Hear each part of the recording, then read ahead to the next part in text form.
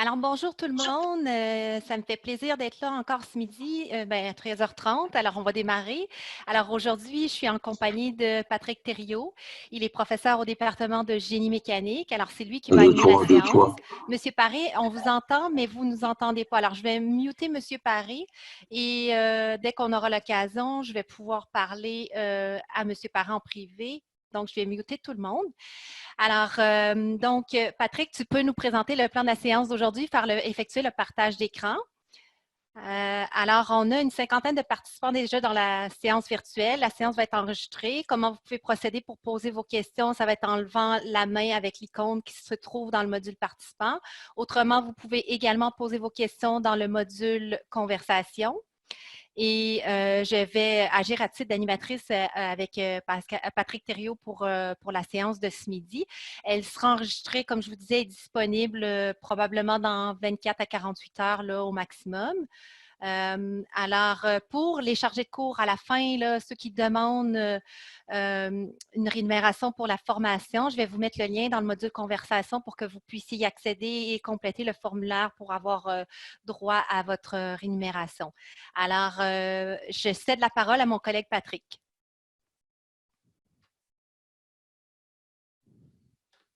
Patrick, il faudrait que tu allumes ton micro.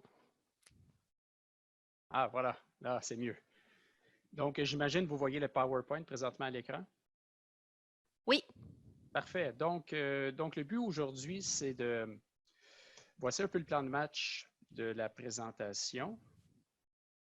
Bon, attendez un instant. Ah, voilà.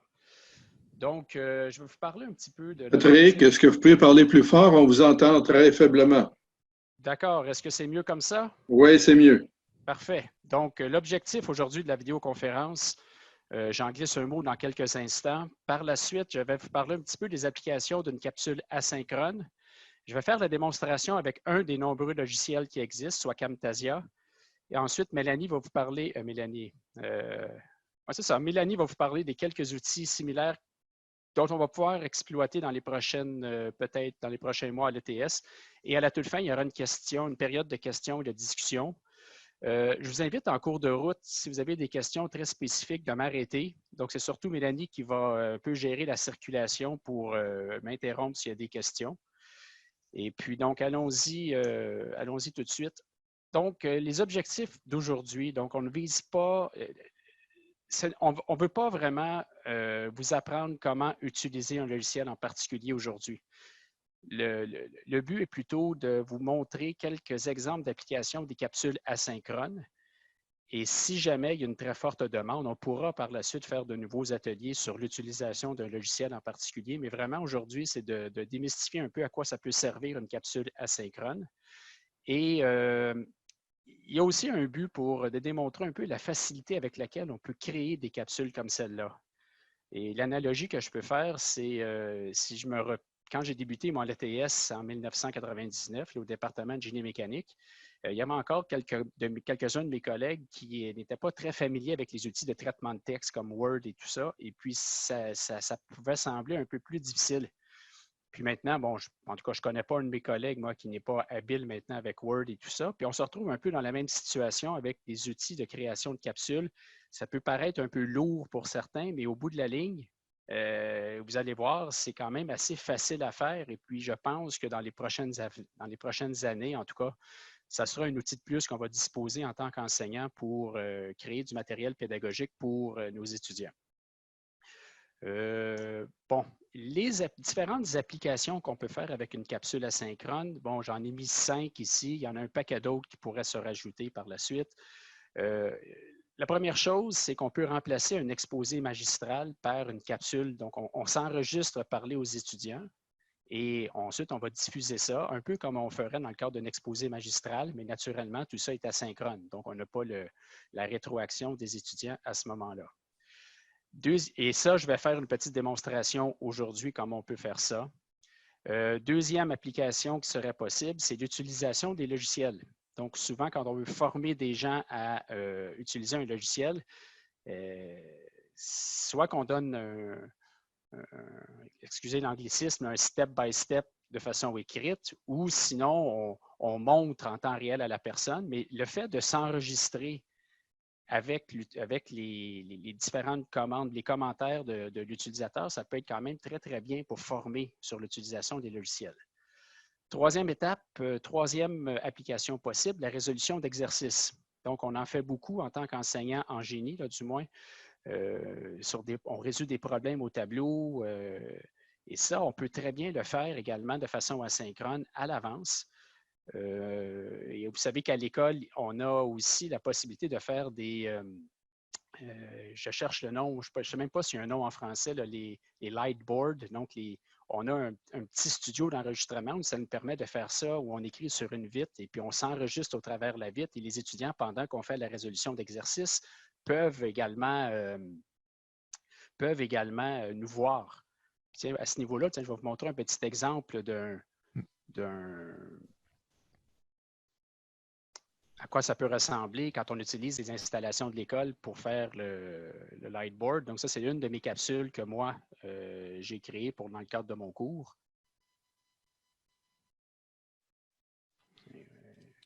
On va aller un petit peu plus loin. Bon, là, il y a de la musique et tout ça, il y a du montage qui est fait. Et là, OK, ma bande passante, elle est très, très lourdement utilisée. En fait, Patrick, ce que tu peux faire, tu pourrais me transférer le lien. Je vais aller chercher un lien de Lightboard, puis je pourrais le mettre dans le module conversation ou le représenter un petit peu plus tard si c'est trop surchargé. Ah, ça s'en vient tranquillement. OK.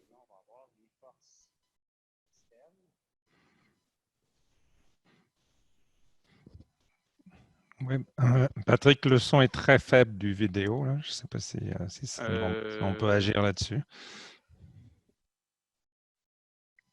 Je dirais même le son du microphone aussi. Le niveau sonore n'est pas très élevé globalement maintenant. OK. Je vais essayer de faire mieux. Alors, ils appellent ça en français, ils appellent ça écran transparent lumineux.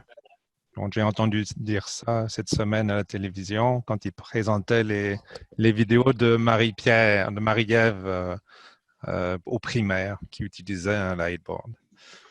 Donc, on peut voir. En passant, messieurs, là, j'ai le même problème. Moi, dans mes cours, j'ai des capsules, des vidéos.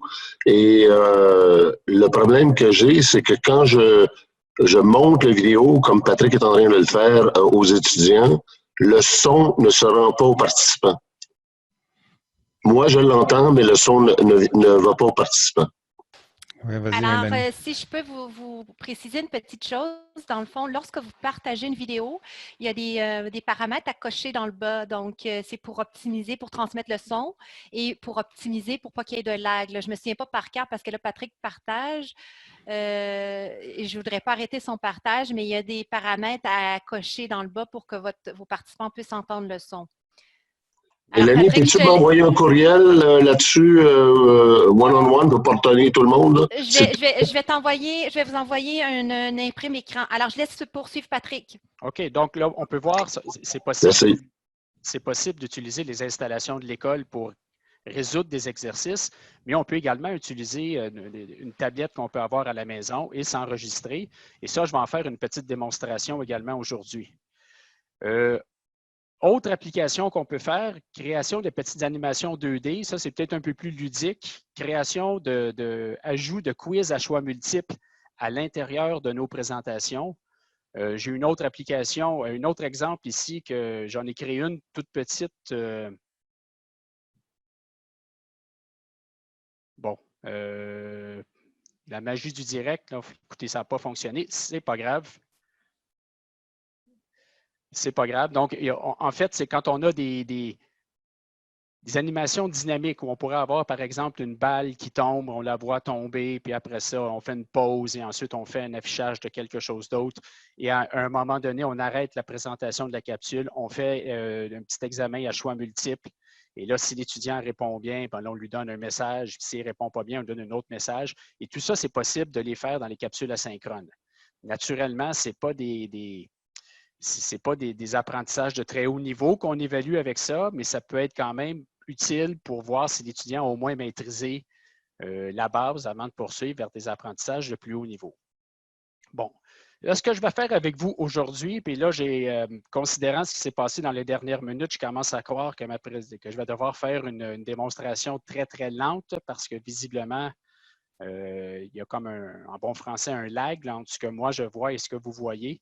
On va y aller quand même très, très, très lentement. Je vais débuter un des outils qui s'appelle Camtasia, qui en a un paquet d'autres. Des outils comme ceux-là, là, ça se compte à coup de dizaines. Moi, Camtasia, je l'ai utilisé parce que ça répondait bien à mes besoins. C'est quand même relativement abordable. En plus, à l'école, on a Éric Harvey, qui est personnel du décanat, qui a une très forte expertise là-dedans. Donc, c'est quand même, il y a des avantages à utiliser Camtasia, mais il y a d'autres outils. Et Mélanie, tantôt, va parler de ces outils-là par la suite. Et ce que je vais faire avec vous, je vais créer une capsule devant vous dans laquelle il y aura un message vidéo aux étudiants. Je vais faire un petit tutoriel avec un logiciel. Donc, je vais aller dans Word et je vais vous montrer comment créer un tableau. Imaginons que c'est ce que je voudrais montrer à mes étudiants. Et par la suite, je vais résoudre un exercice. Je vais résoudre l'équation x plus 2 égale 4. Donc, je vais faire le développement devant vous. Et par la suite, ces 3 clips-là vidéo, je vais en faire un montage pour créer une capsule vidéo et qu'on pourra ensuite la publier sur YouTube ou sur un fichier local ou quoi que ce soit. Donc là, je quitte ma présentation PowerPoint et je vais lancer l'outil Camtasia. Donc là, ce que j'ai, je démarre l'outil Camtasia version 9. Actuellement, il y a eu ensuite la version 2018. Ensuite, il y a la version 2019 et probablement qu'il y aura éventuellement la version 2020. Ça n'a pas très, très changé, je dirais, depuis les dernières versions. C'est la raison pour laquelle je n'ai pas mis à jour, je n'ai pas acheté la plus récente version. Ça répond très, très bien à mes besoins présentement. Quand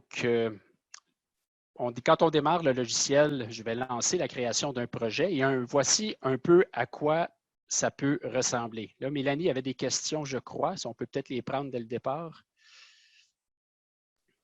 Oui, alors, est-ce que la diffusion passe obligatoirement par YouTube? Absolument pas. On peut l'envoyer vers... Tiens, regardez, on voit même à l'écran ici. Dans l'outil Share, actuellement, on peut publier nos fichiers localement. Donc, on peut se générer un propre fichier personnel MP4, AVI, MPEG, peu importe le format qu'on veut, et on va le sauvegarder localement sur notre ordinateur. On peut le publier sur YouTube, l'envoyer sur Google Drive. Moi, ce que je fais généralement, c'est que je vais générer moi-même mon fichier avec mon MP4, par exemple, que je vais garder dans mes dossiers, et je vais le republier par la suite sur YouTube si je le veux. Parfait. Alors, je navigue entre les fenêtres. Alors, Daniel Rose demande, peux-tu nous indiquer le rapport temps investi durée de la bande dans ton cas? Mon expérience, il dit c'est du 25-50 pour 1. Je dirais la première capsule vidéo, c'est peut-être vrai. Mais le genre de capsule vidéo qu'on fait, en tout cas, je n'ai pas la prétention. Moi, dans mon cas, c'est à peu près peut-être du 2 pour 1. Pour une capsule de 10 minutes, je vais peut-être passer 20 minutes à la faire, à la monter, peut-être un 10-20 minutes à l'enregistrer.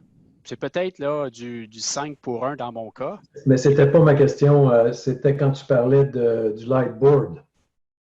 Je l'ai essayé, puis je suis d'accord avec toi pour faire une capsule, ce n'est pas si épouvantable, mais le Lightboard, il me semble que je l'ai recommencé je ne sais pas combien de fois avant que ça semble, que ça soit cohérent et que ce soit à mon goût, quoi.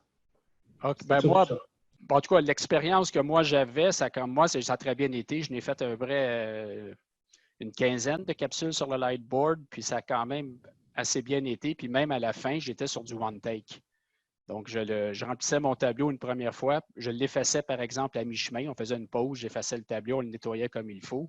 Et par la suite, on le réenregistrait par la suite. Puis je suis d'accord avec toi, Daniel, la première fois, ça n'a pas été ça. C'est comme n'importe quoi. À un moment donné, on développe de l'expertise et c'est là qu'on devient performant. OK. Alors, Patrick... Sa présentation, s'il vous plaît, comme ça, on peut suivre à la fin des questions parce qu'il y a certains qui sont très en avance dans l'apprentissage, nous qui sommes novices, donc ce qui fait qu'on aimerait bien l'écouter jusqu'à la fin. Comme ça, on va avoir un peu le même langage de communication avec le présentateur. Donc, si vous permettez qu'on laisse terminer sa présentation, après on intervient, si vous permettez. Merci. Patrick, est-ce que tu souhaites qu'on poursuive avec les questions ou tu veux poursuivre? Écoutez, on va peut-être poursuivre un peu. Puis, la seule chose que je vais avoir besoin d'un peu de feedback, c'est pour me dire à quel point l'écran que vous voyez va suivre mes paroles, à quel point je vais devoir aller lentement pour vous donner les consignes ou les explications. Je vais Donc, te donner un feedback sur ce que je vois moi à l'écran. OK, parfait. Donc, première application, imaginons qu'on veut enregistrer un message envoyé aux étudiants. Et ça, on pourrait très bien le faire avec un iPad, un iPhone, n'importe quelle application d'enregistrement, on pourrait le faire. Pourquoi? Quel serait l'intérêt de le mettre dans Camtasia? C'est qu'on a la possibilité de faire du montage. Peut-être pas du montage professionnel, mais c'est quand même, Camtasia permet de faire des choses assez intéressantes, comme par exemple rajouter une date, rajouter un titre, faire de l'édition. Surtout quand on va s'enregistrer à parler devant nos étudiants, c'est possible qu'à un moment donné, on s'enfarge dans une phrase et plutôt que de tout recommencer, bien, on poursuit, puis au montage, on va aller couper le petit bout qui n'était pas bon.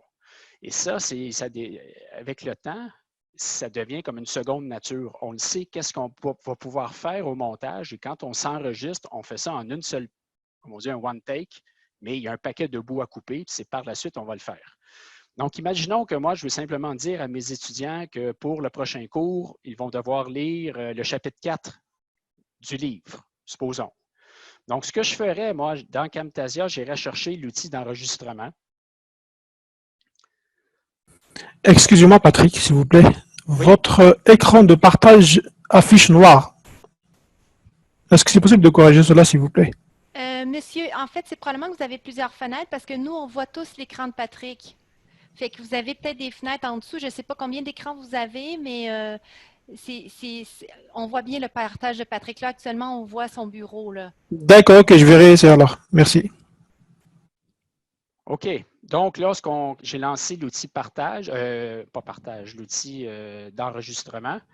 J'ai ma petite boîte qui apparaît ici et Camtasia permet d'enregistrer trois pistes. On appelle en anglais les tracks, 3 pistes. Une, c'est l'enregistrement de l'écran. Initialement, c'était fait vraiment pour enregistrer l'écran en même temps. On peut enregistrer l'écran et ensuite s'en débarrasser.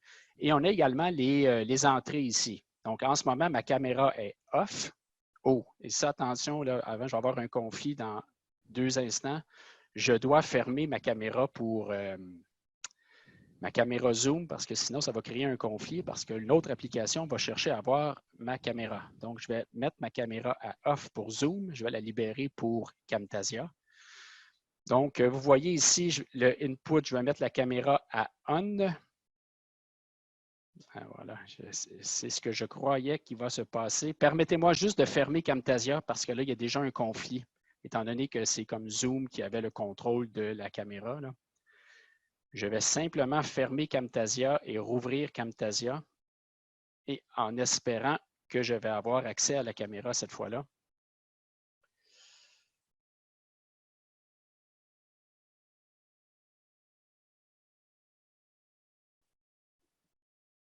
Ça ne sera pas très long. En passant, là, toute la démonstration en ce moment se fait sur mon petit ordinateur portable. Donc, ça ne prend pas une machine extrêmement puissante pour faire le montage vidéo de base. Mais naturellement, meilleures sont nos cartes graphiques, la mémoire vive et tout ça. Bon, on a des performances qui sont nettement améliorées. Donc, je reviens où j'étais. Je lance avec l'outil Record dans le haut. J'initie l'enregistrement. Je vais mettre à on ma caméra.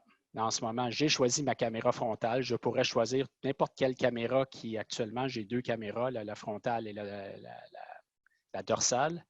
Et je vais en plus enregistrer l'audio. Donc, l'audio est à on et c'est là qu'on peut choisir notre entrée audio. Une fois que c'est fait, on va initier l'enregistrement. Il y a un petit compteur de 2 ou 3 secondes là, qui va apparaître. Et là, c'est parti. Donc, bonjour les étudiants. Cette semaine, je vous invite à lire le chapitre 4. Merci et bonne semaine. Je vais interrompre la capsule et j'ai maintenant dans dans la partie ici à gauche, qui est le Media Bin, qui est l'endroit où toutes les ressources audiovisuelles que j'avais utilisées vont se retrouver à cet endroit-là. Actuellement, j'ai une seule capsule vidéo qui est présente. Je ne vais pas faire le montage tout de suite. Ce que je vais faire l'acquisition des 2 autres clips vidéo, puis après, je vais faire l'opération de montage. Donc, Mélanie, est-ce que ça va à date au niveau de le lag par rapport à la présentation? Absolument, oui, tout à fait. Ça suit. OK, parfait. Donc, la deuxième étape, c'était la deuxième application, l'utilisation d'un logiciel. Donc là, on va mettre en pratique la capture d'écran avec la voix. Et dans ce cas-là, pour utiliser le logiciel, je n'ai pas besoin d'utiliser la caméra de mon ordinateur pour me filmer. On va vraiment mettre l'emphase sur ce qui se passe à l'écran. Donc, je vais lancer le deuxième enregistrement. Donc, je reclique sur Record. Et là, je vais lui dire que je vais faire l'enregistrement de tout mon écran, le full screen. Je vais mettre ma caméra à off, c'est bon. Et mon audio à on, c'est bon aussi.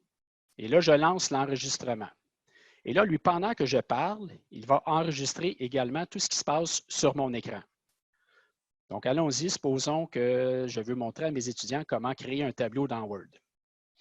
Donc, bonjour à tous. Cette semaine, voici comment ajouter un tableau dans Word. Donc, après avoir parti l'éditeur de traitement de texte, je vais créer un fichier vierge et on va aller dans l'onglet Insertion, Tableau.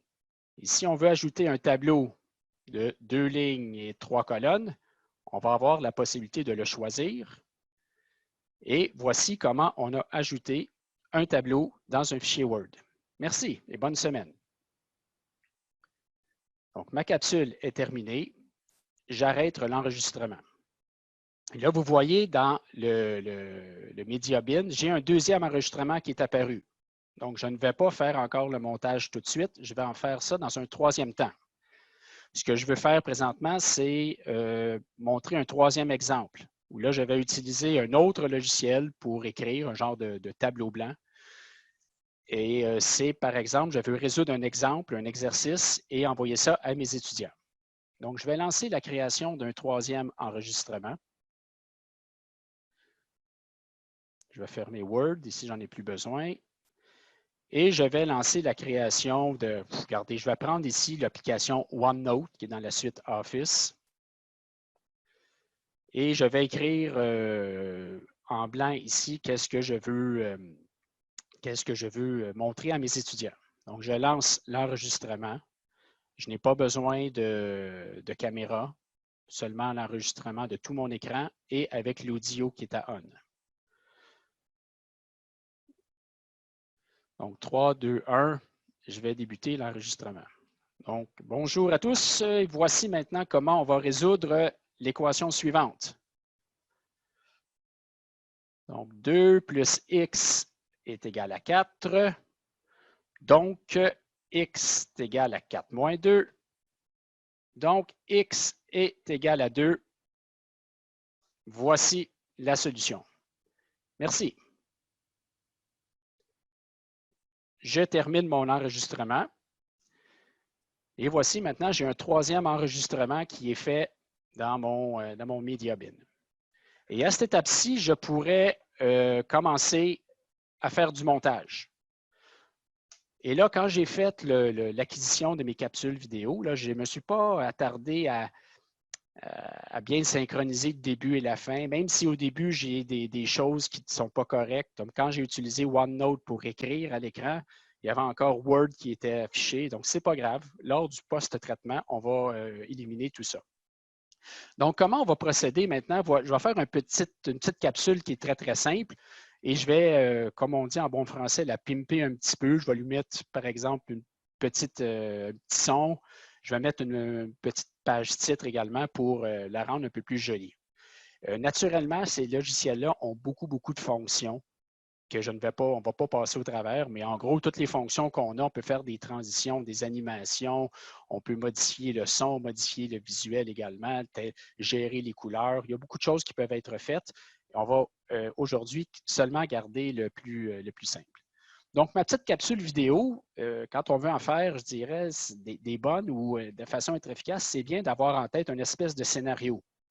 Et c'est là que c'est avantageux que quand c'est directement l'enseignant qui monte ses capsules, il a dans sa tête son scénario, puis il n'a pas à l'écrire pour le proposer à quelqu'un d'autre qui va le faire. C'est un peu comme quand on construit notre propre texte dans Word, on le sait un peu nos idées, puis on n'a pas à expliciter un peu, à scénariser toute la capsule vidéo. Donc, je vais aller ici, par exemple, dans mon outil annotation. Et là, ici, ça c'est vraiment comme mes boîtes d'outils. Puis à chaque fois qu'on choisit un outil, bien, les outils disponibles apparaissent dans cette section ici. Moi, ce que je veux simplement rajouter ici une petite zone de texte que je vais appeler là, la vidéo de la semaine 5, mettons, la semaine 6, tiens. Supposons qu'on est rendu à la semaine 6 dans la session et 6 qu'on veut mettre aux étudiants. Et là, ce que j'ai rajouté, ce qu'on va voir ici, c'est vraiment le résultat, un aperçu du résultat, un aperçu de la capsule vidéo. Et quand j'ai rajouté la notation sur mon écran, j'ai été capable de changer le positionnement, de changer le texte ici. Je pourrais changer également la couleur du texte, un peu comme on le fait dans un traitement de texte, changer la police, changer tout. Donc, on peut, là, je l'ai mis en rouge, mais on peut éditer ça relativement facilement. Et quand on a rajouté la notation, la partie du bas, c'est vraiment la partie la plus intéressante pour faire le montage, c'est qu'on va voir apparaître ce qu'on appelle nos pistes. Les pistes, en anglais, les tracks, ce sont en fait une séquence qui va se défiler dans le temps et on peut superposer des éléments. Donc, quand on met plusieurs choses en même temps sur plusieurs tracks, on va être capable de faire des effets visuels un peu plus intéressants. Donc, là, ici, mon texte, qui s'appelle vidéo de la semaine 6, là, lui va durer par défaut, il l'a mis à 5 secondes. Si je trouve que c'est trop rapide, trop lent, ben, on va peut-être simplement réduire avec le curseur un peu la durée ici. Puis j'ai fait la petite boîte ici qui va durer à peu près 2 secondes et demie que j'ai mis. Si je veux le rendre ça un peu plus intéressant, là, je l'ai amené sur la track 2 parce que moi, ce que j'aimerais, c'est introduire ici une petite musique, supposons. Ça, on parle vraiment là, du cosmétique, mais quand même, l'aspect auditif est aussi important. Donc, quand on veut insérer des nouveaux éléments, ce qu'on doit faire, c'est aller les chercher et les importer dans nos médias. En ce moment, là, dans mes outils, pas mes outils, mais mes items, mes outils multimédia, j'en ai présentement 3. C'est mes 3 enregistrements que j'ai faits. J'aimerais rajouter de la musique. Donc, je vais aller chercher ici, je vais importer un média. Et j'ai préalablement téléchargé une petite chanson, une petite musique à partir d'un site Internet qui s'appelle Bensound, qui est une librairie de musique gratuite, libre de droit. Donc, on peut utiliser ça gratuitement. Oups, attendez un instant, voilà. Donc, j'ai importé ici dans ma librairie la musique Bensound. Et ce que je peux faire, je peux la prendre et je vais la déposer sur la track numéro 1.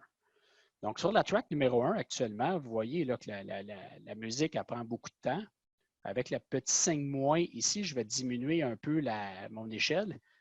La piste de la musique, c'est une musique qui dure à peu près 2 minutes et 40 quelques secondes. Donc, naturellement, c'est beaucoup trop long. Moi, je ne veux pas écouter la musique 2 minutes 40 quelques secondes. Ce que je vais faire, je vais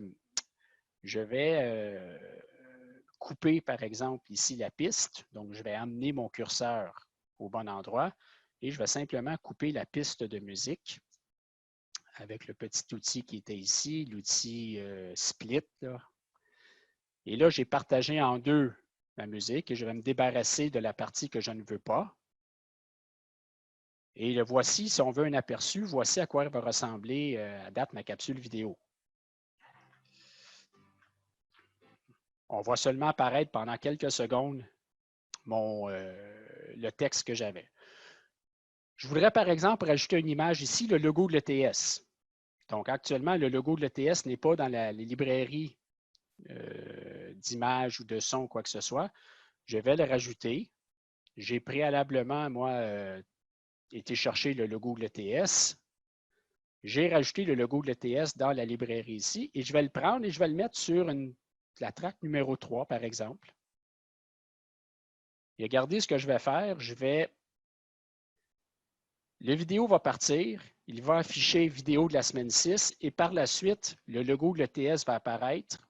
Je vais le mettre ici en plus gros. Bien, voilà, à peu près comme ça. Donc là, je viens de synchroniser dans le temps mes deux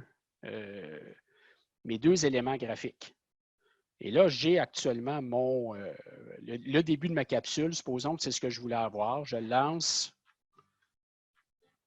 Là, je ne sais pas si vous entendez la musique, mais en tout cas, il y a la musique qui débute, il y a le texte qui apparaît et ensuite le logo qui apparaît.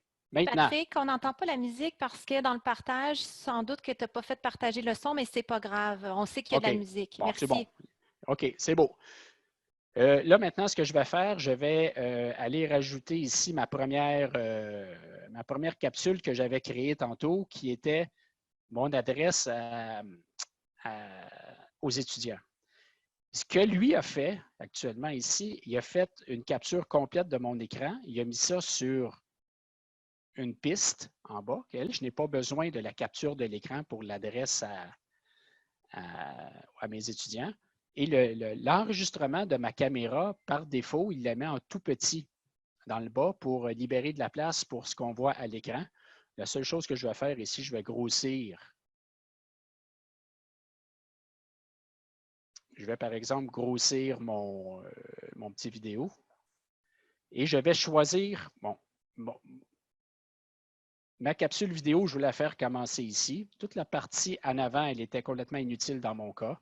Donc, j'ai sélectionné ce clip-là vidéo, je vais le fractionner. Je vais enlever la partie qui ne m'intéresse pas et je vais ramener ça à côté, ensuite sur la liste pour ne pas avoir d'interruption. Et là, je vais visualiser. Voilà. Mais supposons qu'à cet endroit-là, j'ai terminé mon message. Tout ce qu'il y a par la suite n'est pas intéressant pour moi. Donc, encore une fois, je vais fractionner mon vidéo et supprimer la partie qui ne m'intéresse pas. Donc là, actuellement, j'ai une capsule vidéo qui fait à peu près 6 secondes et 7 secondes environ. Donc, le texte apparaît, le logo apparaît et mon adresse aux étudiants apparaît. Maintenant, si je voudrais rajouter l'utilisation du logiciel, c'était la petite capsule que j'ai faite pour comment insérer un tableau dans Word. Donc, encore là, on pourrait faire une petite transition ici, rajouter une annotation. Là, on peut rajouter un paquet de choses, contrôler les couleurs, les formes. Je vais rajouter ici un texte que je vais mettre ensuite. OK, tiens. Création d'un tableau dans Word. OK. On va dire que c'est ce que je veux l'avoir ici et je vais mettre ça pour à peu près faire une durée de 2 secondes également. Donc, pendant 2 secondes, on va voir apparaître création d'un tableau dans Word. Et ce que je vais faire par la suite, je vais aller chercher dans mon Media Bin, dans mes médias, je vais aller chercher l'enregistrement que j'avais fait. Donc là, je l'ai mis au bout ici.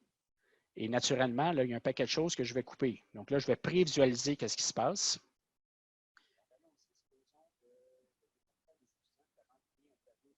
Donc là, dans Word, actuellement, je n'avais pas partie Word encore.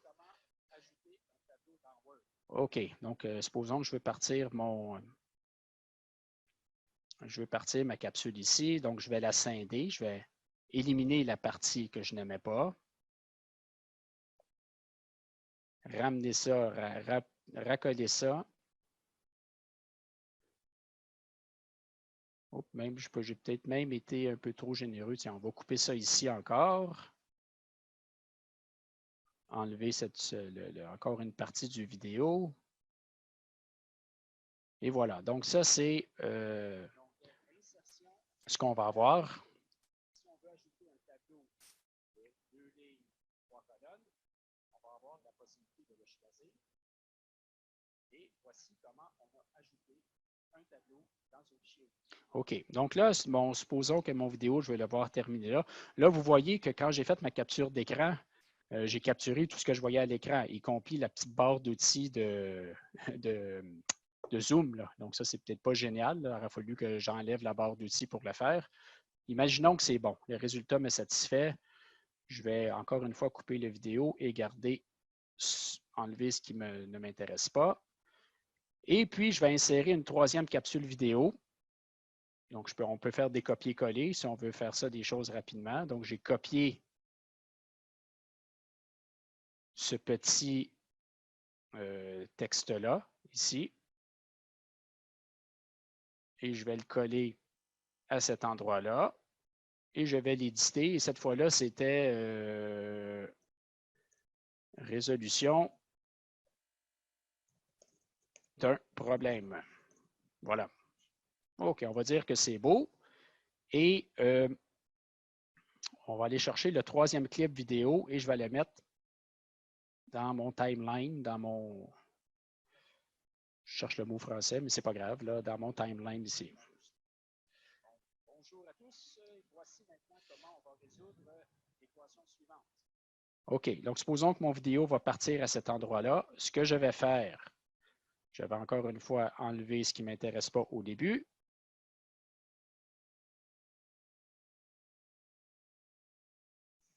Dans un instant. Je le recolle ici. Et là, ce que je veux, par exemple, pour vous montrer, on peut éditer facilement également la zone qui m'intéresse. Moi, je n'ai pas besoin d'avoir tout le reste ici. Donc, on a les outils de redimensionnement, le crop en anglais, dans le rognage. Je peux simplement, par exemple, prendre ce qui m'intéresse.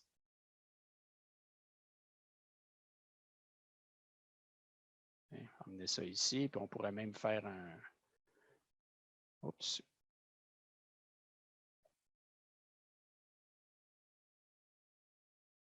OK. Là, naturellement, ce n'est pas très joli avec les fonds noirs et le fond blanc, mais... Patrick? Oui.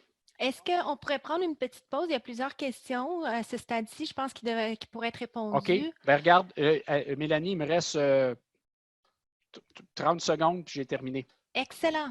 OK. OK. Donc là, mon vidéo, je vais l'arrêter ici.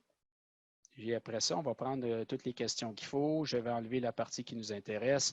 On pourrait rajouter, tiens, on va le faire. On pourrait rajouter ici, merci et bonne semaine. Bon, voilà. Et en gros, j'ai terminé l'édition. Ma capsule dure 45 secondes. Et si on fait juste une visualisation rapide de ça, bien voici, vous allez voir dans la partie ici à quoi elle pourrait ressembler.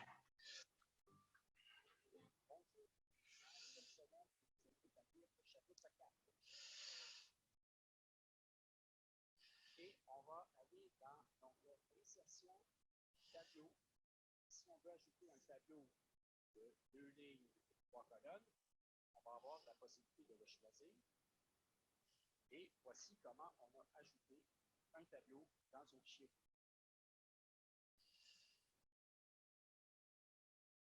2 plus x égale à 4. Donc, x égale à 4 moins 2. Donc, x est égal à 2. Voici la solution. OK. Donc, ce qu'on a ici, c'est l'entièreté de la capsule. Là, c'est vraiment pas... Là, on peut aller jouer dans les transitions. Actuellement, le son coupe de façon saccadée. Il y a moyen de mettre des transitions sonores, des transitions visuelles, de rendre ça un peu plus attrayant. Et ce qui nous reste à faire par la suite, c'est justement d'enregistrer cette capsule-là dans un fichier vidéo. Je vais, par exemple, l'enregistrer localement sur mon ordinateur en utilisant les formats qui s'offrent à nous. Je vais prendre un format MP4. Là, il y a un paquet d'options qui s'intègrent. Je ne vais pas aller rapidement sur les options. Je vais très, très rapidement là-dessus et je vais l'appeler démo. Démo l'atelier. C'est le nom que je donne à mon fichier, également à mon projet qui inclut tout. Et là, ce que vous allez voir apparaître, c'est que le rendering, c'est la génération du vidéo. Lui, ce qu'il fait, là, il va générer pendant les 45 secondes, ça dure. Si je suis à 30 images par seconde, donc il va générer 30 fois 45, 1200 images en fonction des transitions, en fonction de ce que je dis. Il synchronise également le son là-dessus. Et cet endroit-là, là, cette étape-là, si on a une vidéo qui dure 30 minutes, ça peut être très, très long. Très, très long, ça. Et c'est là que la puissance d'un ordinateur devient intéressante à cette étape-là. Vous avez vu une vidéo, moi, de 45 secondes, ça va prendre peut-être 1 minute à générer. C'est encore raisonnable pour la grosseur de machine que j'ai. Et si on a une vidéo de 20 minutes, ça peut être très, très long à générer. OK. Et je termine là-dessus. Ce que vous allez voir ici, sur mon bureau, il y a un répertoire qui a été créé. Et dans ce répertoire-là, j'ai mon fichier démo atelier 4. J'ai un fichier MP4 que je pourrais, par exemple, amener ici. Oups, il est où? Et voilà, il est ici. Et là, j'ai mon vidéo. J'ai mon vidéo qui est générée comme ça. Et lui, ce vidéo-là, on peut faire ensuite ce qu'on veut avec. Fait que voilà, ça termine un peu. Je sais que c'était très rapide. Le but, c'était de démontrer qu'est-ce qu'on peut faire avec ça. Ça peut faire peur au départ, mais c'est quand même, en tout cas, moi, j'ai eu du fun à faire ça, puis ça peut être un outil qui est fort intéressant pour les étudiants. Donc, Mélanie, je pense qu'on est prête à prendre des questions maintenant. Oui, absolument. Alors, j'ai noté probablement qu'il y a quelques questions qui ont été répondues, là. Oui, plus tard, on va présenter quelques outils gratuits. Évidemment, il y en a une panoplie, on ne les maîtrise pas tous. Alors, on va y revenir. Une question de M. Dion. Peut-on aussi ajouter une bulle avec vidéo du présentateur? Oui. Là, tout à fait. Pendant que, je vais simplement vérifier que je comprenne bien la question, c'est-à-dire pendant qu'on fait l'enregistrement de l'écran, on voit une espèce de petite mosaïque dans un petit coin en bas. On pourrait avoir la face du présentateur en même temps. Est-ce que c'est bien la question? Oui, tout à fait. C'est ce qui était demandé. Parfait, merci. OK, la réponse est oui. Et tiens, je vais vous montrer un exemple de ça. Mon premier vidéo que j'avais fait, la capture de vidéo, j'ai fait une capture d'écran en même temps qu'une capture vidéo. Et ce qu'on peut voir ici, si je... Oups. Attendez un instant. Voilà. Et là, on aurait, par exemple, on voit ce qui se passe à l'écran et on voit en même temps la personne qui parle. La seule chose à faire attention avec ça quand on commence à synchroniser des tracks comme ça, c'est de ne pas briser le lien qui existe entre le vidéo et l'audio. Parce qu'actuellement, à l'intérieur, sur la track numéro 3, présentement, j'ai les deux. J'ai le vidéo de moi et j'ai les paroles également que je dis en même temps. On peut les séparer sur 2 pistes différentes. Et là, si on commence à ne pas couper aux bons endroits les différentes pistes, on peut avoir des désynchronisations de la parole et de la voix et du visuel. Et ça peut devenir embêtant. parfait. Alors, je poursuis avec les questions, Patrick. Donc, est-ce qu'on peut importer dans Camtasia nos vidéos enregistrées de Zoom pour les éditer? La réponse est oui, puis les rediffuser sur Moodle sans publier sur YouTube. Oui, je dirais oui. La publication sur YouTube, c'est vraiment pas nécessaire. La seule chose, c'est que dans mon cours, les capsules vidéo que j'utilise, j'avais essayé de les mettre sur Moodle. Ça prend franchement beaucoup de place. Et moi, c'est une question d'efficacité pour laquelle j'ai utilisé mon propre compte YouTube pour diffuser mes vidéos parce qu'ils ont visiblement, ils ont des capacités de gérer des fichiers comprimés rapidement et ça ne surcharge pas trop ma bande passante au niveau de Moodle. C'est un choix personnel que j'ai fait, mais sinon, écoutez, on peut déposer la vidéo n'importe où, à quel endroit, et mettre un lien par la suite, et les étudiants auront accès à la capsule vidéo. Parfait. Alors, une question de Daniel Rousse. Peut-on employer toujours la même intro en copiant-collant? Dans le fond, lorsque tu étais dans ton timeline, là, tu peux reprendre ça, puis j'imagine que tu peux partir d'un enregistrement déjà, Oui. puis le remodifier. Bien, ce qu'on voit ici, regardez, je vais minimiser mon écran. Je vais sauvegarder. Ce que je n'ai pas encore fait ici, je n'ai pas encore sauvegardé mon projet Camtasia. Le projet Camtasia, il ne va pas sauvegarder les éléments vidéo qui sont là. Ils sont sauvegardés. C'est une entité qui est comme à part. Mais toute la timeline, quel élément j'ai mis, à quel instant, quelle transition j'ai fait, tout ça, c'est de l'information qui est sauvegardée dans le projet Camtasia. Et je vais le sauvegarder. Je vais l'appeler un démo. On va la donner le même nom. Démo atelier. Et l'extension d'un projet Camtasia, le CTS pour TechSmith, qui est le nom du projet.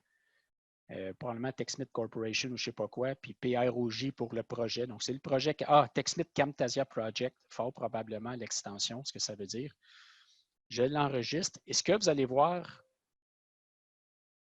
ce que vous allez voir apparaître, il est ici. J'ai un fichier, ça c'est le fichier projet de Camtasia. Et lui, par la suite, rien ne m'empêche de le faire une copie de ce projet-là et d'avoir exactement les mêmes intros. Regardez, je vais le faire. Je vais copier, coller. Donc, j'ai copié mon projet et ça, je vais l'appeler Démo 2. Et je vais rouvrir ce projet-là dans Camtasia. Et j'ai un peu la même structure. Et là, je pourrais aller facilement. Ici, plutôt que de marquer vidéo de la semaine 6, ça serait mon vidéo de la semaine 7. J'ai déjà ma musique qui est au bon endroit. J'ai déjà un paquet de choses et on peut éditer facilement à partir du travail qui est déjà fait. Donc, moi, mes capsules, je ne recommence jamais à zéro. Là. Je reconstruis sur ce qui a déjà été fait. Et ça fait une certaine uniformité au fil des semaines aussi pour les étudiants. Fabuleux. C'est exactement ça que je voulais savoir que ça faisait par rapport à enregistrer directement une capsule dans Zoom. Merci. Oui, d'autres questions? Oui, on demande s'il y a des licences disponibles à l'ETS. On va vous revenir sur cette question-là. Là, j'attends un appel, donc je vais peut-être devoir m'absenter à un moment donné pour essayer de vous répondre live à cette question-là là, du STI. Bien, oui, vas-y, Patrick. Non, c'est que je m'allais dire, je ne sais pas s'il y a beaucoup d'autres questions, mais je sais que tu avais le Panopto que tu voulais aborder et tout ça aussi, là, qui est un peu dans la même lignée. Oui, mais c'est ça, les STI sont comme en analyse actuellement, donc il n'y a pas de décisions qui ont été prises. OK. Non, en fait, pour l'intérêt des gens qui nous écoutent, c'est que Panopto, qui est un autre outil similaire à Camtasia, l'école est en discussion pour en faire l'acquisition, en tout cas l'achat de licences en masse. Et donc là, on ne sait pas trop un peu s'il y a un outil institutionnel qui va être retenu. Moi, personnellement, si on est pour avoir un outil, j'aimerais mieux soit Camtasia, mais là, c'est très égoïste de ma part parce que je connais cet outil-là. Mais s'il nous dote d'un autre outil, la courbe d'apprentissage, selon moi, pour passer d'un outil à l'autre, elle est très, très rapide. Les outils se ressemblent tous. On a un timeline dans le bas. On a des outils qui se ressemblent également à l'intérieur des logiciels.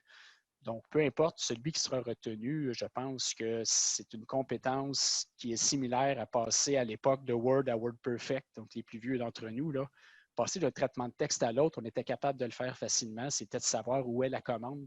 Mais en gros, on a une mentalité de ce qui peut être fait. C'est un peu ça la capsule d'aujourd'hui. C'était le but de savoir qu'est-ce qu'on peut faire avec ça. Oui. Patrick, est-ce que toi, tu avais le prix éducation lors de l'achat de la licence? Comment ça s'est passé? J'avais acheté, bon, par rapport à Camtasia, si jamais il y en a qui veulent se pratiquer, il existe une version gratuite. Sauf que la version gratuite, quand on va publier une vidéo, il va y avoir le logo de la compagnie qui va apparaître en permanence et de façon assez évidente. Donc, c'est sûr que diffuser des capsules vidéo avec le logo de la compagnie en évidence, ce n'est pas très, très intéressant. Mais ça, c'est peut-être intéressant pour aller chercher l'outil gratuit, se pratiquer, voir comment on aime ça. Sinon, la version que moi j'ai à l'époque, je l'ai achetée il y a 2 ans, ça m'avait coûté environ 200 $. J'ai vérifié la plus récente version, on parle d'environ 300 quelques dollars pour une version complète. Naturellement, si on est pour en faire un outil institutionnel, il y a certainement moyen d'avoir des prix de groupe pas mal plus intéressants et éviter que chacun l'achète de son côté de façon individuelle. Oui. On revient au format de publication. Là. Quel est le format des fichiers dans MediaBin, MP4 qu'on peut publier? Bien, dans le MediaBin, on peut écoutez, moi j'ai déjà mis là-dedans des fichiers AVI, des MP4, des MPEG, tous les types d'images, ça rentre tout. Il y a peut-être certains formats vidéo dans le MediaBin ici qu'on ne peut pas importer, mais moi, je n'ai jamais vu à date. Je n'ai pas non plus une expérience de 30 ans là-dedans, là, mais je pense qu'on peut pas mal insérer à peu près tout. Merci.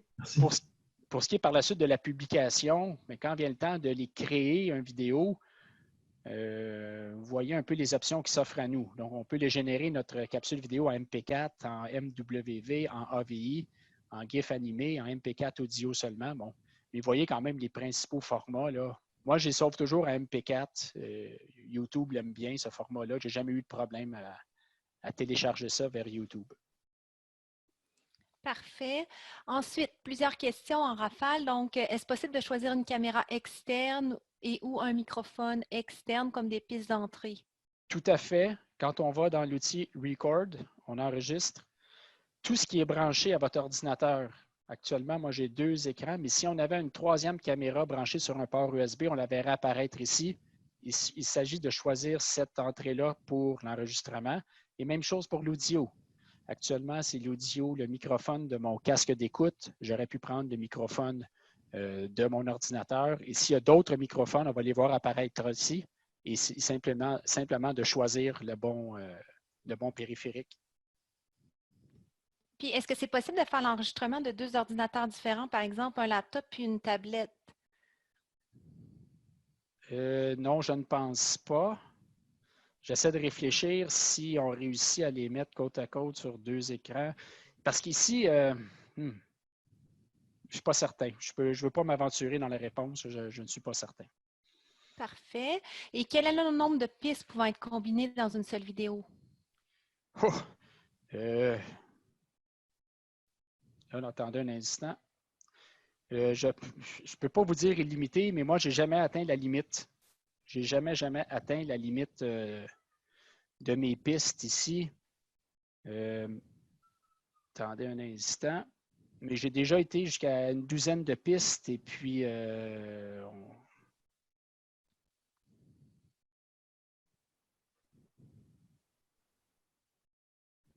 suis rendu à 8 pistes, 9 pistes. En tout cas, je n'ai jamais manqué de pistes. Jamais. Donc, il y a certainement une limite physique. Est-ce que c'est 99? Est-ce que c'est 25? Je ne le sais pas. Mais moi, je n'ai jamais manqué. Parfait. Il y a une question, une main levée de M. Lacasse. Alors, j'inviterai à prendre la parole. Ensuite, je vais revenir dans le module conversation. Oui, bonjour. Ben, j'ai posé sur le chat. En fait, je voulais savoir si c'était possible d'insérer un lien URL sur le produit final de façon à ce que si l'étudiant, on veut ensuite l'envoyer sur un site ou vers des notes de cours, qu'il soit capable de le faire en cliquant simplement. Bonne question. J'étais en train de vérifier dans l'outil interactivité. C'est ici qu'on peut ajouter des quiz. Je me serais attendu de voir peut-être une création d'un lien. Écoutez, je serais porté à croire que oui. Moi, je ne l'ai jamais fait, mais je ne peux pas vous le garantir. Et ça, je peux peut-être vous revenir avec une réponse, mais il me semble que ça devrait se faire relativement facilement. Parfait. Qu'est-ce que ça fait si on choisit un autre format d'enregistrement autre que MP4? J'inviterais peut-être la personne à prendre le micro pour plus de précision si Patrick en a besoin. C'est Mme Amoudi. Oui, j'aimerais bien que c'était capable de poser verbalement la question pour bien la comprendre.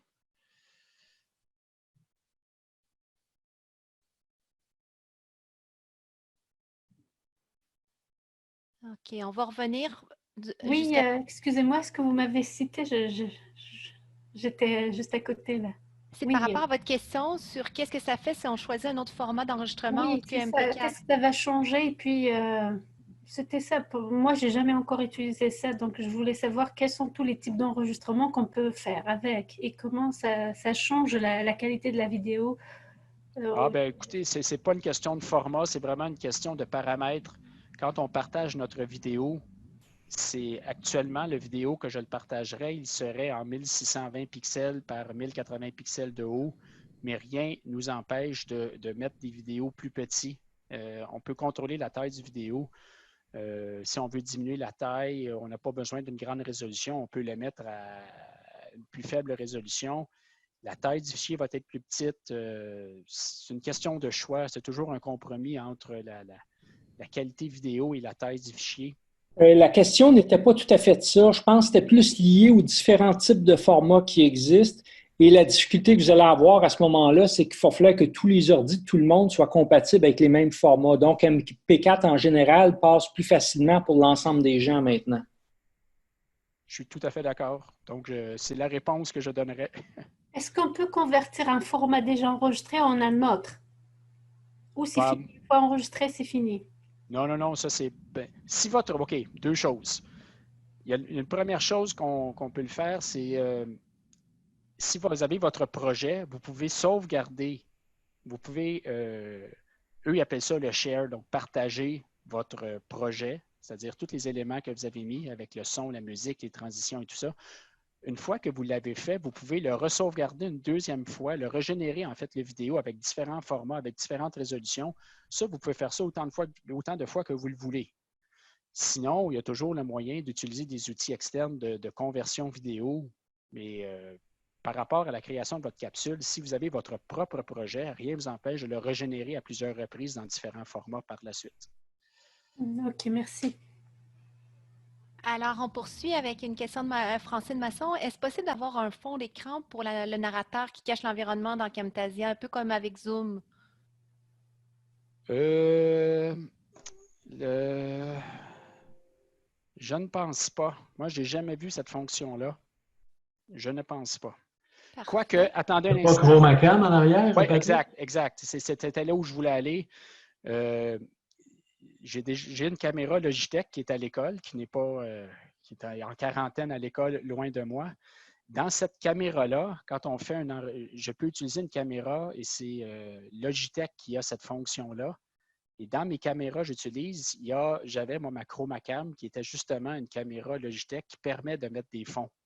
Donc, il s'agirait d'utiliser ma caméra Logitech qui a cette capacité-là et je l'aurai par la suite. Mais actuellement, ce n'est pas une fonction qui serait gérée par Camtasia. Ça serait comme un third party, une couche supérieure qui gérerait ça par la suite. Ouais, puis c'est lourd quand on l'utilise, Patrick. Il faut le dire, ça prend du temps avant que la caméra se mette en route. Quand on la ferme puis on l'allume, c'est long. Oui, je suis tout à fait d'accord. Et moi, je n'ai jamais fait avec mes capsules vidéo de mettre un fond. Là, mais, regarde, techniquement, ça se fait. Pratiquement, c'est peut-être un peu plus difficile, mais ça se fait quand même. Alors, quelqu'un a une question plutôt d'ordre de planification du cours. Il dit, je ne sais pas si vous l'avez mentionné, mais est-ce que vous montrez vos capsules vidéo, vous montez probablement vos capsules vidéo durant le cours, ou bien les étudiants les voient auparavant et vous dédiez votre séance de cours à répondre aux questions. Alors, ça fait comme asynchrone, synchrone. Là. La question, Ouais. c'est plutôt par rapport à ça, Patrick? Moi, je n'ai jamais construit une capsule vidéo devant mes étudiants. Ça a toujours été fait en amont. Et je demande aux étudiants de c'est soit avant ou après un cours. C'est-à-dire que souvent, je vais demander à mes étudiants d'aller regarder une capsule vidéo avant un cours. Mais ça m'est déjà arrivé que il y avait eu des difficultés avec un type de problème, par exemple, dans un cours. Et j'avais dit à mes étudiants, écoutez, je n'ai pas le temps de le faire en classe. Je vais vous faire une capsule vidéo. Je vais la déposer dans Moodle. Je vais déposer le lien dans Moodle. Et là, ça les amenait ensuite à la vidéo qui était hébergée sur YouTube. Mais c'était toujours de façon asynchrone que moi, j'ai utilisé mes capsules vidéo. Parfait. Est-ce que tu connais la différence entre la licence régulière et la licence éducative? De Camtasia? Oui. Ça doit être le prix. Je ne sais pas si c'est une licence éducationnelle parce que moi, j'ai acheté ma version comme étant un utilisateur unique indépendant et non pas en passant par l'université. Sur le web, il y a des prix d'éducation, en fait. Ah, ben, ça, je ne le connais pas. Moi, la seule chose que je connais, c'est la pleine version et la version de démonstration. Mais la version éducationnelle, je serais porté à croire que c'est la pleine version à un prix réduit. Parfait. Alors, en fait, c'était le STI. Je vais poursuivre avec les questions. Là. Je suis un peu double task. Alors, quel est donc, point de vue équipement, quel micro et caméra utiliser? Est-il préférable d'acheter un micro-casque ou une autre caméra, ce qui est inclus avec un ordinateur? Ça paraît drôle, mais quand on fait une capsule vidéo, on appelle ça une capsule vidéo, mais l'audio est tout aussi important que le vidéo. Un son qui n'est pas bon va décourager les étudiants, va les distraire, je dirais. Moi, j'ai, encore une fois, à l'école, en quarantaine, loin de moi, j'ai un micro professionnel pour faire une qualité audio vraiment impeccable. Donc, quand je fais mes enregistrements, j'utilise ce micro-là qui est nettement supérieur à celui que j'utilise présentement, là. Donc, oui, c'est suggéré, mais on n'a pas besoin d'investir non plus 300-400 $ pour un micro. Là. Un bon micro de, je ne sais pas moi, 50 $ va faire très, très bien l'affaire normalement. Parfait. Alors, M. Drainville demande si un MP4 est placé sur Moodle, est-ce que les étudiants peuvent ensuite se saisir du vidéo pour le mettre sur les réseaux sociaux?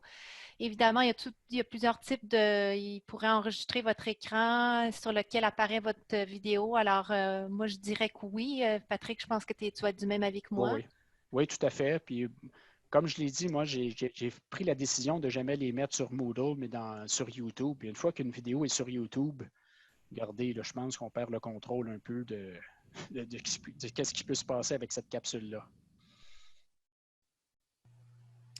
OK. Quelqu'un qui a fait une intervention, ne mettez pas de vidéo dans Moodle, utilisez uniquement des liens. Vous pouvez mettre vos vidéos sur Moodle Drive ou sur Google Drive, oui. OK, parfait. Madame Rita dit, est-ce qu'on peut dire que ça prend 30 minutes pour enregistrer 30 secondes, sans oublier le temps d'enregistrement du MP4 et le temps de revisualisation et validation? Ben, 30 minutes pour 30 secondes, ça serait du 60 à 1. Comme je le disais en début de jeu, puis c'est probablement vrai pour la première capsule qu'on fait. Déjà, quand on est rendu à sa 5e capsule, supposons, je peux vous garantir qu'on n'est pas du 60 pour 1. On est peut-être à du 5 pour 1. Mais ça, n'oubliez pas, c'est du matériel. S'il est bien fait, c'est du matériel réutilisable de session en session. Hein. C'est comme des notes de cours. La première fois qu'on écrit des notes de cours, c'est très long, très pénible.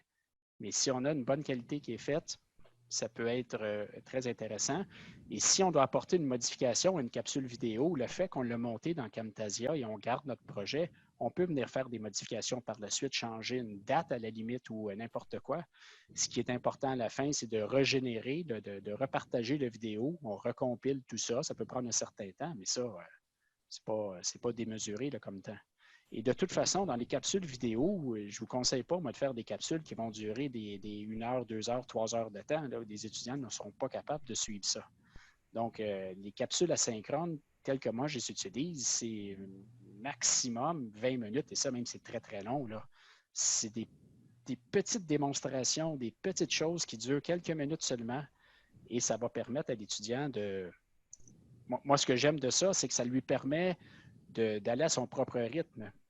Moi, j'utilise beaucoup le logiciel N6 dans mon enseignement. Donc, moi, j'offre beaucoup des cours d'analyse par élément fini. Le N6 est un très, très gros logiciel et ce qu'on va faire à cause de la formation à distance qui est obligatoire cet été, on va devoir maintenant créer des capsules vidéo d'utilisation du logiciel. Et ça, ça fait longtemps que je voulais le faire et je ne trouvais jamais le temps de le faire. Mais là, vu qu'on passe en formule à distance, je vais le faire cette année. Et ces capsules-là, on va pouvoir les utiliser quelques sessions jusqu'à temps que le logiciel change de version et que les menus ne soient pas pareils. Ça, effectivement, ça peut être c'est un enjeu, mais quand même, c'est du matériel qu'on va réutiliser par la suite. Donc, pour moi, je ne vois pas ça comme une perte de temps, mais je vois ça comme un gain important pour les étudiants. Parfait. Il y a M. Ross qui partage plusieurs logiciels de montage vidéo gratuits pour Mac dans le module conversation. C'est intéressant. Merci beaucoup. Une question de M. Desilets. Est-ce possible d'importer une capsule vidéo dans une vidéo? Exemple, un chargé de labo voudrait intégrer une portion de capsule du prof dans sa vidéo pour un exercice. On l'a vu un petit peu tout à l'heure lorsque vous avez fait la démo, là, Patrick. Là. Oui, tout à fait. Il s'agit d'insérer la capsule vidéo dans notre media bin, le risque, en tout cas, l'endroit où on a tous nos éléments audiovisuels. Donc, ça devient un élément audiovisuel comme n'importe quel autre et on va l'intégrer dans notre capsule par la suite. On va le mettre au bon endroit, on peut le tourner, on peut le mettre plus petit à gauche, à droite. Oui, tout à fait, c'est possible. Parfait. Alors, les autres, ce sont des commentaires. Je ne sais pas. Écoutez, je vous invite aussi dans le module participant à lever votre main si vous avez d'autres questions et à prendre le micro également.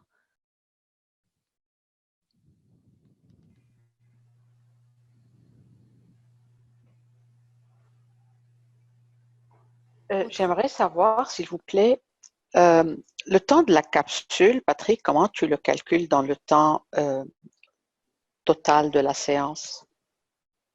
Moi, je ne suis pas sûr de bien comprendre la question. Est-ce que tu veux dire? Ben, suppose ta capsule, normalement, s'il n'y avait pas de capsule et en classe, tu ferais la démonstration d'un 6, puis ça prendrait 20 minutes. Puis là, tu es à distance, puis tu as fait ta capsule, puis elle prend 20 minutes, mais ta séance, elle durait normalement 3 heures ou 3 heures et demie. Comment tu le fais, ça? Comment tu le calcules? Et les étudiants vont le visualiser quand, la capsule?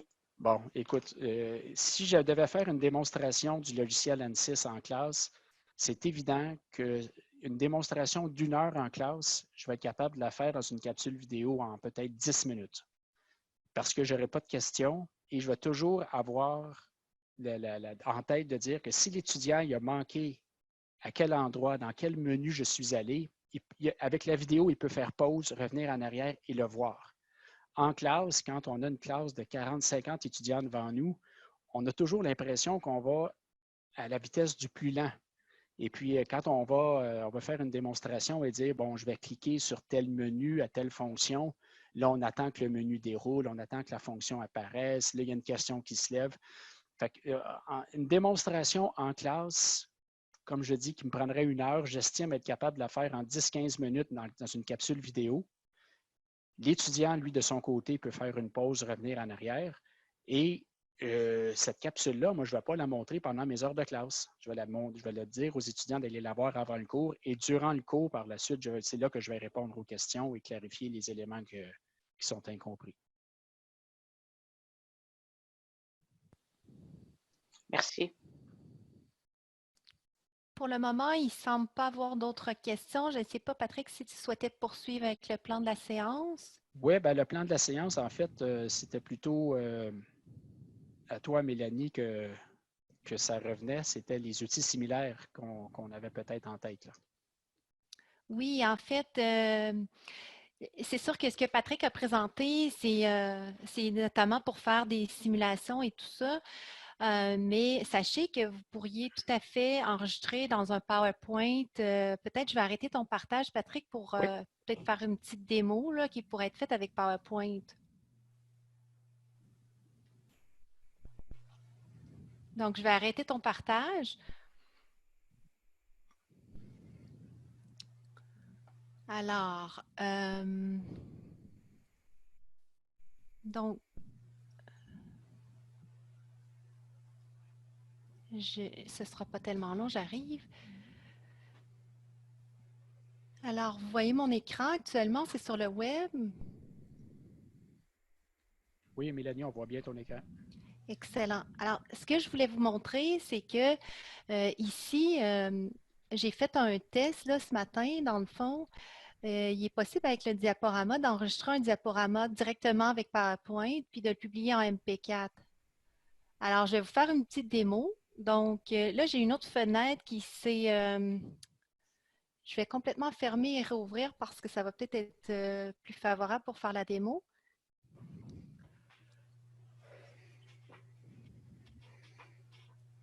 Un petit moment, ce ne sera pas tellement long. Alors, là, c'est un test de narration. Alors, je m'en vais ici dans le diaporama. Et là, je pourrais enregistrer du début. Et là, j'ai une autre fenêtre qui m'apparaît que je vais vous draguer à l'instant. Alors, donc, Patrick, est-ce que tu confirmes que vous voyez bien ma fenêtre? Oui. Donc, ici, j'ai le bouton enregistrer. J'ai qu'à démarrer l'enregistrement. Également, j'aurais pu mettre toute ma narration ici dans les notes et avoir ma narration donc au moment où j'enregistre. Et là, les flèches ici me permettent de passer d'une diapositive à l'autre lors de mon enregistrement. Et je peux même me servir des outils d'annotation pour annoter sur mon PowerPoint en diverses couleurs. Donc, Ici également, là, vous voyez les icônes, ça c'est mon micro que je peux aller chercher, ma caméra que je peux aller chercher et mon petit personnage ici, si je clique dessus, il va disparaître et tout ça. Donc, vous avez certaines options pour faire un enregistrement avec un PowerPoint. Ici, avec le X effacé, vous pouvez effacer un enregistrement. Là, ici, dans ce cas-ci, on n'a aucun enregistrement audio, mais vous pouvez effacer un enregistrement directement sur une seule diapositive ou effacer tous les enregistrements des diapositives. Donc, les paramètres vous permettent d'aller chercher votre micro et votre appareil photo, c'est-à-dire votre caméra. Là, par exemple, moi, j'ai 2 caméras à la maison, alors je peux aller chercher une de mes caméras puis le bon casque. Et lorsque vous avez terminé, en fait, vous arrêtez le tout. Et là, vous pouvez l'enregistrer comme format de sortie là, dans un format MP4 directement. Alors, il va vous générer automatiquement un fichier MP4. Là, c'est très, très rapide comme petite démo, mais je vais vous mettre dans le module conversation un lien vers la documentation. Là. Il existe de la documentation sur Office. Alors, voilà. Donc, sachez que c'est très facile de faire ça avec PowerPoint. Là. Est-ce que je peux me permettre une question sur ça et sur le reste? Si, par exemple, pendant ta présentation, que tu l'enregistres sur Zoom, que tu l'enregistres sur PowerPoint ou dans Camtasia, tu te plantes à la 6e minute, puis tu dis « Oh, fuck, je me suis trompé », puis tu as la présence d'esprit de recommencer. Tout à l'heure, Patrick nous a montré comment couper le début puis comment couper la fin d'une vidéo. Est-ce que c'est possible de segmenter, disons, puis de couper le milieu d'une vidéo aussi? Est-ce qu'il faut faire comme 2 segments puis couper le bout qu'on ne veut pas? Ben, en tout cas, dans Camtasia, c'est ce que je ferais. Je mettrais des 2 ou 3 ou 4 coupures, puis tu enlèves les segments que tu ne veux pas. Donc, on ne retire pas le début ou la fin, mais on retire un segment. OK. Si le segment est au milieu, ben, on va retirer le milieu, puis on garde juste le début puis la fin. Non, mais tu peux faire plusieurs cotes dedans. Tu peux en faire 2, donc tu peux enlever un segment. C'est parfait. Oui, tout à fait. Je sais, Patrick, notamment, tu sais, ceux qui on avait eu des demandes pour des outils gratuits, là, je ne sais pas si vous en avez entendu parler, Patrick ou Daniel. Dans le fond, il y a Shortcut qui a été utilisé, là, dont j'ai mis aussi le lien URL vers le module conversation. Si vous ne voulez pas vous munir ou acheter un logiciel, c'est gratuit. La prise en main, je pense qu'elle est un petit peu... elle s'apparente un petit peu à ce que tu présentais sur Camtasia, mais je pense que ça demande peut-être un petit peu plus de temps que Camtasia, qui semblait un petit peu plus friendly user, si je peux m'exprimer ainsi. Oui, j'ai une question, Mélanie. Est-ce que Shortcut, c'est un logiciel de montage? Ce n'est pas un logiciel de saisie de l'écran, si je comprends bien? Oui, tout à fait. En fait, celui-là permettrait notamment d'enregistrer, parce qu'une autre alternative qui pourrait être aussi, si vous ne voulez pas non plus vous munir de Camtasia, vous pourriez enregistrer votre capsule que vous voulez rendre disponible à vos étudiants avec Zoom, notamment. Vous n'avez personne et vous enregistrez votre Zoom avec toutes vos démos et tout ça. Puis ensuite, vous pourriez faire du montage, l'envoyer le MP4 dans Shortcut et là, faire le montage à l'intérieur de Shortcut. Parce que vous savez qu'avec Zoom, vous pouvez uniquement couper le début et la fin. Alors, c'est pas, tu sais, si dans le milieu, vous avez bafouillé ou il y a quelque chose que vous voulez supprimer, ça va être avec un logiciel comme Shortcut ou Camtasia ou un autre là, qui pourrait être payant.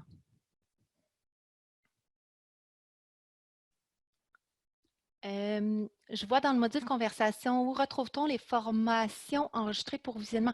Ah oui, on les retrouve, vous parlez de l'enregistrement actuel, là, on les retrouve, je vais vous mettre le lien. Donc, c'est dans le support formation à distance que vous voyez à l'écran. Et c'est la programmation des ateliers virtuels. Là, ça va prendre 24 à 48 heures pour avoir les enregistrements des formations qui vont être disponibles dans cet espace-ci. Alors, je vais vous mettre le lien URL directement ici. Je peux vous poser une question directement aussi? Oui, allez-y. Merci. La quantité de logiciels qu'on doit apprendre, de nouveaux logiciels, est immense. C'est absolument important pour moi en tant que professeur d'avoir le soutien au niveau de logiciels. Donc, en d'autres termes, je ne veux pas me lancer avec un logiciel qui n'est pas supporté par l'école. Que l'école décide de quel logiciel pour lequel elle va nous donner le support pour qu'on puisse l'utiliser une fois pour toutes, s'il vous plaît. Oui, merci pour votre commentaire. Je suis tout à fait d'accord avec vous. J'aurais souhaité vous donner une réponse à même la rencontre aujourd'hui. Là. Je ne sais pas si Oui, ben, je c'est une serais bonne capable remarque. d'appeler mon Ouais, contact. je peux intervenir. C'est Oui. que le Panopto, en fait, vient du fait qu'il y avait plusieurs maîtres d'enseignement qui l'utilisaient au SEG et ils avaient fait une demande au niveau du STI pour vérifier une licence. Du côté des professeurs et des professeurs qui faisaient des petits renseignements, on proposait plutôt Camtasia à l'époque. Alors, le SCI est conscient qu'il y a comme les deux clientèles, ceux qui connaissent déjà Camtasia, puis ceux qui voudraient Panopto. Mais il y a sûrement une décision qui risque d'être prise que ça sera l'un ou l'autre, ou l'un et l'autre, au choix des enseignants, à mon avis. Je n'ai pas l'impression qu'il y ait tellement de différence de prix entre l'un et l'autre, mais ils sont en train de regarder cet élément-là.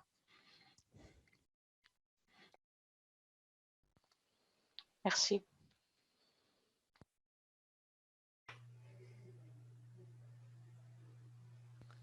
Donc, juste aussi pour faire un petit clin d'œil dans l'espace formation à distance, on avait aussi mis des outils numériques qui étaient possibles d'utiliser. Évidemment, c'est pas tous supporté par l'institution, mais il y en a que vous pourriez vouloir vous servir dans certains cadres. Là.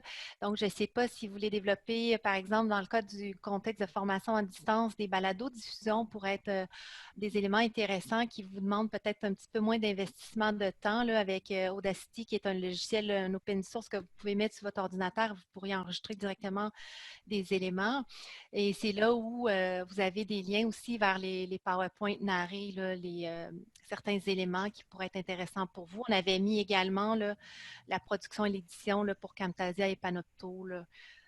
Alors voilà, c'est un petit rappel par rapport à ça. Je vais également vous mettre ce lien URL-là dans le module conversation si vous voulez aller le consulter. Alors, est-ce qu'on a d'autres commentaires, suggestions ou Patrick, est-ce qu'il y a d'autres choses que tu voudrais rajouter? Il y a Alain Paré là, qui avait une main levée. Oui, en fait, ma question, c'est quand vous allez terminer votre module, s'il nous reste du temps, on pourrait peut-être regarder là, comment résoudre le problème de pas de son quand on veut présenter une vidéo. Là, parce que Patrick, là, on n'entendait pas le son de ta vidéo avec la musique. Oui, effectivement, c'est en fait la première fois que la capsule, je suis convaincu que la capsule a du son, ça c'est clair. C'est la démonstration de création de la capsule qui n'avait pas de son. Ça, c'est pas. On peut regarder certainement ensemble où sont les options, mais c'est pas quelque chose qui comment je pourrais dire, qui me préoccupe dans le sens où c'est pas. À part pour vous, là, que c'était une formation sur comment créer des capsules. Normalement, les capsules, on les crée pour les étudiants et le résultat final a le son intégré sans aucun problème. Donc oui, je suis tout à fait d'accord à ce qu'on regarde ça ensemble, mais pour une visée pédagogique pour les étudiants, c'est pas un souci, en tout cas pas pour moi. Là. Bien, en fait, je peux confirmer que le son de la capsule de Patrick, puis je pense que plusieurs l'ont confirmé dans le module conversation, on l'entendait tous, mais très faiblement. Parce que déjà, probablement que ton micro, Patrick, est un peu plus faible que les autres. Là. Alors, c'est probablement pour ça. Alors, je confirme que la diffusion du son était bien là pour ta capsule. OK, merci. En fait, pour revenir à ton plan de la séance, on avait aussi l'idée d'aborder H5P. H5P, je voulais juste soulever un petit point qui était disponible dans le Moodle. Ça permet de faire des capsules interactives, des vidéos en mettant des quiz à l'intérieur notamment, mais comme on est dans une période où est-ce qu'on ne peut pas nécessairement supporter tous les produits, on ne va peut-être pas l'aborder aujourd'hui. Ça fera l'objet peut-être plus tard quand on sera sorti de la crise là, de cette prise en main-là pour H5P qui est disponible dans Moodle. Alors voilà. Il y a encore quelques questions dans le module conversation. Alors, est-ce que ce sont des commentaires ou des questions? Il ne semble pas avoir de questions. Sinon, je vous invite à lever la main ou à prendre la parole au micro. En fait, je voulais simplement dire que j'ai essayé ton truc d'enregistrer une présentation dans PowerPoint et que je n'ai pas la bonne version qui me permet d'avoir accès aux outils que tu nous as montrés. En fait, il faut avoir Office 365 pour que ça marche. En fait, moi, j'ai PowerPoint 2010, il me semble. Ben, en fait, avec le lien que tu nous as donné, je suis allé me promener et puis moi, j'ai juste les fonctions des versions antérieures à Office 365. Mais c'est pas grave, je voulais juste le signaler aux gens. Je trouvais que les fonctions étaient le fun de pouvoir enlever la caméra, surligner facilement. Parce que quand on est dans Zoom, c'est plus difficile. OK, merci Daniel. Je vais essayer de trouver un lien d'ici la fin qui serait plutôt pour PowerPoint 2010. L'information est là pour PowerPoint 2010 aussi, mais c'est que les fonctionnalités que tu nous as montrées, elles ne sont pas disponibles. On peut enregistrer, et on ne peut pas utiliser ton surlignage, mettre la caméra, agrandir, reculer, etc. C'est simplement ça. Ah, parce que moi, j'ai une version de l'ETS, en fait, de mon PowerPoint. Fait que c'est pas une version plus. C'est sûr que ça fait pas longtemps que je suis à l'ETS, fait que c'est peut-être une version un peu plus récente que les autres. Nous, à l'ETS, on a PowerPoint Pro. On est dans la version Pro. Ce n'est pas tout à fait la même version que dans Office 365 pour les étudiants. Mais avec Office qui est fourni par l'ETS, vous pouvez utiliser ce que tu avais, Mélanie. OK. Sinon, il y avait Francis Bourdeau qui avait une question. Bonjour, j'aimerais savoir, je sais que TechSmith fournit peut-être l'équivalent de Bensound, mais pour des transitions ou des fonds d'écran ou pour améliorer un peu l'aspect visuel de la vidéo. Est-ce que vous connaissez des librairies libres de droit qui seraient équivalentes pour qu'on n'ait pas à acheter une subscription de cet outil-là supplémentaire? Écoute, il y a dans l'outil de base, il y a une petite librairie d'éléments. Des musiques, entre autres, il y en a peut-être une 10-12 environ. Il y a quelques éléments graphiques aussi. Il y a une petite librairie qui existe. Malheureusement, je ne connais pas s'ils ont un outil payant pour avoir accès à une plus grande librairie de musique et tout ça. Bon, moi, dans mes cours, personnellement, je crée toutes mes figures parce que c'est directement relié à mon matériel pédagogique. Donc, je vais presque jamais emprunter du matériel à gauche et à droite là, sur Internet ou dans les banques d'images. Mais pour ce qui est du son, moi, j'ai pris une ou deux musiques que je trouve intéressantes. Puis il y en a même, comme j'ai dit, de base, de facto, il y en a près une douzaine qui sont à l'intérieur du logiciel intégré directement à l'achat. Parfait, merci.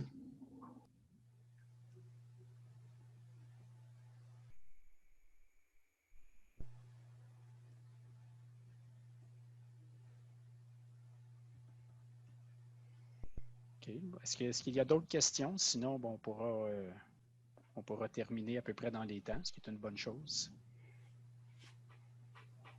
J'ai mis dans le module conversé le lien pour les chargés de cours là, qui doivent remplir un formulaire de demande de rémunération. Alors, vous pourrez le compléter au moment souhaité. Là. Annie, est-ce que au fur et à mesure qu'on suit d'autres formations, on peut rajouter dans ce formulaire-là, on fait plusieurs soumissions, comment ça fonctionne? Vous pouvez soit le compléter à la fin des 3 semaines de formation, puis c'est ce qu'on ajoute une 4e semaine, ou compléter un formulaire à la pièce. C'est comme vous le souhaitez. Le formulaire va être possible de compléter plusieurs fois par vous. Parfait, merci.